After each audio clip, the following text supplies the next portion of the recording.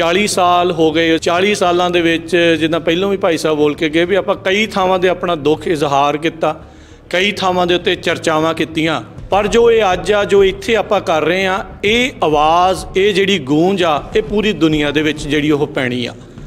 ਅੱਜ ਜਦ ਗਲਿਆਰਿਆਂ 'ਚ ਆਪਾਂ ਇੱਥੇ ਘੁੰਮ ਰਹੇ ਆ, ਕੈਪੀਟਲ ਦੇ ਵਿੱਚ, ਕਾਂਗਰਸ ਦੇ ਵਿੱਚ, ਤਾਂ ਇੱਥੇ ਦਲੀਪ ਸਿੰਘ ਸੋਹਨ ਦੀ ਫੋਟੋ ਲੱਗੀ ਆ। ਪਹਿਲੇ ਕਾਂਗਰਸਮੈਨ ਜਿਹੜੇ ਪੰਜਾਬੀ ਮੂਲ ਦੇ, ਸਿੱਖ ਮੂਲ ਦੇ ਹੋਏ ਆ।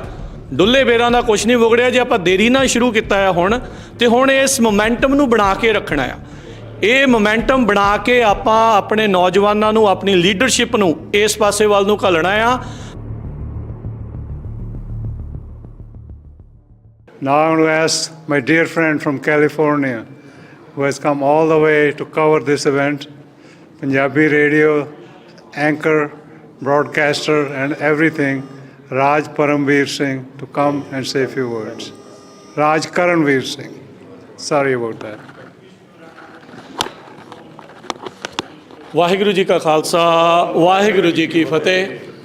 ਅੱਜ ਬਹੁਤ ਹੀ ਖੁਸ਼ੀ ਦਾ ਦਿਨ ਆ। ਜਿੱਦਾਂ ਪਹਿਲੋਂ ਵੀ ਸਾਰੇ ਜਾਣੇ ਦੱਸ ਕੇ ਗਏ ਆ, ਦੂਸਰੀ ਵਾਰ ਅੱਜ ਇੱਦਾਂ ਹੋਇਆ ਵੀ US ਦੇ ਸਦਨ ਦੇ ਵਿੱਚ, ਕੈਪੀਟਲ ਦੇ ਵਿੱਚ, ਹਾਊਸ ਆਫ ਰਿਪਰੈਜ਼ੈਂਟੇਟਿਵ ਦੇ ਵਿੱਚ ਉਹਨਾਂ ਦੇ ਦਿਨ ਦੀ ਸ਼ੁਰੂਆਤ ਜਿਹੜੀ ਅਰਦਾਸ ਦੇ ਨਾਲ ਹੋਈ ਆ।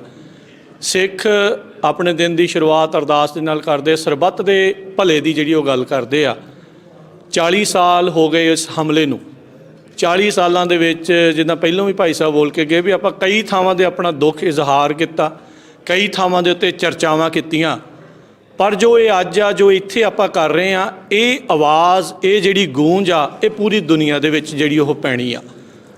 ਜਿੱਥੇ ਭਾਰਤੀ ਸ਼ਾਸਨ ਟਰਾਂਸਨੈਸ਼ਨਲ ਰਿਪਰੈਸ਼ਨ ਕਰਕੇ ਸਿੱਖਾਂ ਦੀ ਆਵਾਜ਼ ਬੰਦ ਕਰਨ ਦੀ ਗੱਲ ਕਰ ਰਿਹਾ ਆ, ਪਰ ਇਹ ਆਵਾਜ਼, ਉਸ ਬੰਦ ਕੀਤੀ ਆਵਾਜ਼ ਨੂੰ ਹੋਰ ਉੱਚੀ ਦੇਣੀ, ਓਨੀ ਜ਼ਿਆਦਾ ਜਿਹੜੀ ਉਹ ਗੂੰਜ ਕੇ ਸਾਰਿਆਂ ਤੱਕ ਪਹੁੰਚਣੀ ਆ।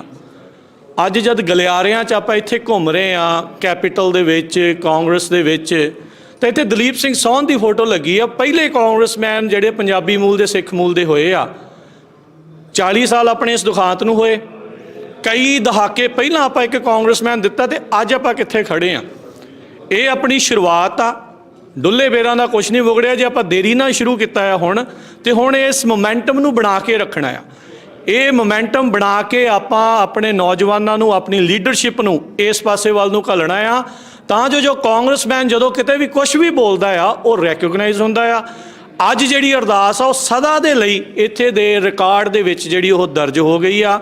ਹਰ ਸਾਲ ਇੱਦਾਂ ਦੇ ਉਪਰਾਲੇ ਹੋਣ, ਹਰ ਸਾਲ ਇੱਦਾਂ ਦੇ ਕੰਮ ਹੋਣ, ਤੇ ਐਵਰੀ ਈਅਰ ਦੇ ਨਾਲ ਨਾਲ ਆਲ ਦਾ ਟਾਈਮ ਆਪਾਂ ਹਮੇਸ਼ਾ ਹੀ ਇਹ ਕੋਸ਼ਿਸ਼ ਕਰੀਏ ਵੀ ਆਪਣੀ ਲੀਡਰਸ਼ਿਪ ਇੰਨੀ ਤਗੜੀ ਕ੍ਰੀਏਟ ਕਰੀਏ ਵੀ ਆਪਾਂ ਵੀ ਇੱਥੇ ਕਾਂਗਰਸਮੈਨ, ਕਾਂਗਰਸ ਵੂਮੈਨ ਜਿਹੜੇ ਖੜੇ ਕਰੀਏ, ਤਾਂ ਜੋ ਆਪਾਂ ਨੂੰ ਕਿਸੇ ਨੂੰ ਨਾ ਕਹਿਣਾ ਪਵੇ। ਉਹ ਆਪਣੀ ਆਵਾਜ਼ ਜਿਹੜੀ ਉਹ ਖੁਦ, ਜਿਹੜੀ ਸਿੱਖ ਦੀ ਆਵਾਜ਼ ਆ, ਕੌਮ ਦੀ ਆਵਾਜ਼ ਆ, ਪੰਥ ਦਾ ਦਰਦ ਆ, ਉਹ ਉੱਥੇ ਤੱਕ ਜਿਹੜਾ ਉਹ ਪਹੁੰਚਾਇਆ, ਜਿਹੜਾ ਉਹ ਜਾਵੇ। ਸੋ ਬਹੁਤੀਆਂ ਗੱਲਾਂ ਨਾ ਕਰਦੇ ਹੋਏ ਇੰਨੀਆਂ ਗੱਲਾਂ ਦੇ ਨਾਲ ਸਮਾਪਤੀ ਕਰਦੇ ਹਾਂ। ਅਤੇ ਸਾਰਿਆਂ ਨੂੰ, ਕਮੇਟੀਆਂ ਨੂੰ, ਜਿਹੜੀ ਇੱਥੇ ਦੀ ਈਸਟ ਕੋਸਟ ਦੀ ਕਮੇਟੀ ਆ, ਸਿੱਖ ਕਾਕਸ ਆ, ਅਮਰੀਕਨ ਸਿੱਖ ਕਾਕਸ ਆ, ਉਹਨਾਂ ਦੀ ਕਮੇਟੀ ਆ, ਸਾਰੇ ਹੀ ਜਿੰਨੇ ਵੀ ਦੂਰੋਂ ਨੇੜਿਓਂ ਪਹੁੰਚੇ ਆ, ਈਸਟ ਕੋਸਟ ਤੋਂ ਲੈ ਕੇ ਵੈਸਟ ਕੋਸਟ ਤੱਕ, ਬਹੁਤ ਹੀ ਵਧਾਈ ਦੇ ਪਾਤਰ ਆ, ਜਿਨ੍ਹਾਂ ਨੇ 40 ਵਰ੍ਹਿਆਂ ਦੇ ਇਸ ਦੁਖਾਂਤ ਨੂੰ ਅੱਜ ਇੱਥੇ ਗੂੰਜਣ ਲਾਤਾ, ਅੱਜ ਇੱਥੇ ਪਤਾ ਲਾਤਾ। ਚਾਹੇ ਜਿੰਨਾ ਮਰਜ਼ੀ ਕੋਈ ਦੱਬਣ ਦੀ ਜਿਹੜੀ ਉਹ ਕੋਸ਼ਿਸ਼ ਕਰੇ, ਪਰ ਸਿੱਖਾਂ ਦੀ ਆਵਾਜ਼ ਹਮੇਸ਼ਾ ਹੀ ਜਿਹੜੀ ਆ ਉਹ ਚੜ੍ਹਦੀ ਕਲਾ ਦੇ ਵਿੱਚ ਗੂੰਜਦੀ ਰਹਿਣੀ ਆ, ਤੇ ਆਪਾਂ ਇੱਦਾਂ ਹੀ ਜਿਹੜਾ ਉਹ ਅੱਗੇ ਵੱਧਦੇ ਰਹਿਣਾ ਆ। ਇੰਨੀਆਂ ਗੱਲਾਂ ਨਾਲ ਸਮਾਪਤੀ। ਵਾਹਿਗੁਰੂ ਜੀ ਕਾ ਖਾਲਸਾ, ਵਾਹਿਗੁਰੂ।